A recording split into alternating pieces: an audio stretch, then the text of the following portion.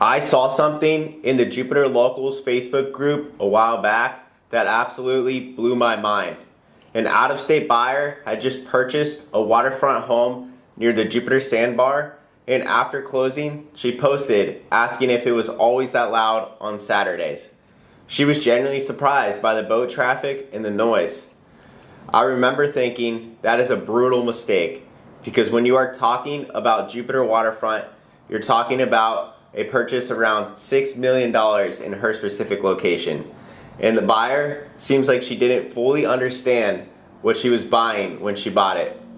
I am not bringing this up to criticize her or the agent involved. I actually don't even know the exact address, and I don't know the full story.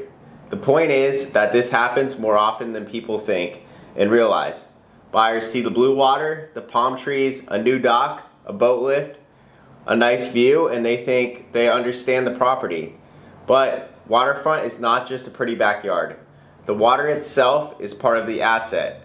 So in this video, I want to show you what actually drives waterfront value, because if your realtor is only valuing the house, there is a good chance they are missing the waterfront. My name's Kyle Camerlinck. I'm the broker owner of Tater Realty here in Jupiter. And if you're interested in a home valuation on your waterfront property, you can visit kylecamerlinck.com/homevalue or contact me directly using the contact information in the description. I'll give you a detailed estimate of what your home is actually worth, taking into consideration its location, the water depth, and everything that's important when it comes to valuing a waterfront home.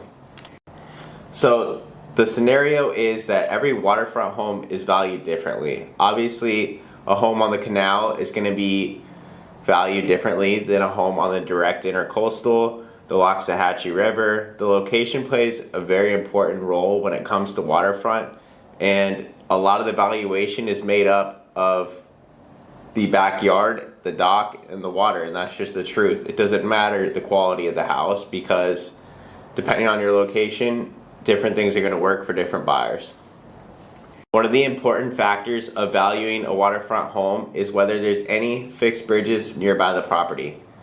Fixed bridges are what they are. You cannot renovate them and you cannot move them.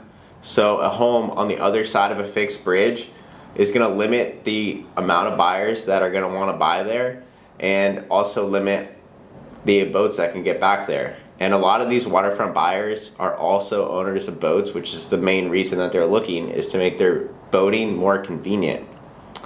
So when you go to value a waterfront home, you're not going to look at the renovation of the house on the other side of the fixed bridge. You need to use a comp that's in the same similar location on the other side of that fixed bridge. Now, people will think just because it's a few houses down, it's a good comp. But when it comes to waterfront, it doesn't matter how close the property is in proximity. It matters the waterfront access. Like I already mentioned, water depth is another important quality. Some of these waterfront buyers may have yachts, sport fish, things of that nature, and if they can't get their boat up to the house, then the value of the property is going to go down significantly. I just worked a deal where they weren't able to dredge the backyard of the property, and the buyer decided they didn't want it anymore. Because what good is a house and a waterfront property if you can't get your boat back there? Important component of valuing the waterfront property is the lifestyle that it provides. Can you jump in the water, swim to the sandbar? Are you on the deep blue water?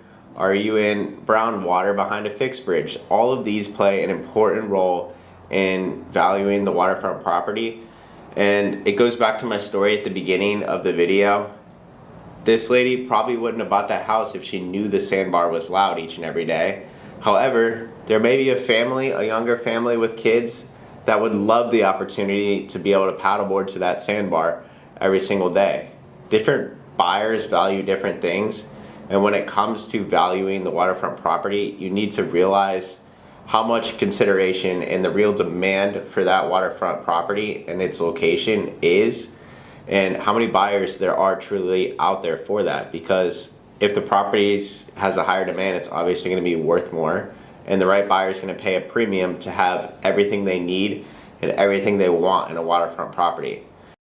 That's why the supply of waterfront properties is always limited, because no matter how many waterfront homes go on the market, each home is so different in its location, its design, its upgrades, that there's really more of an art to valuing the property, and there's always going to be a special demand for that home in particular, because they are truly unique, and anyone that says otherwise or compares a home directly with another with 100% correlation is almost always wrong.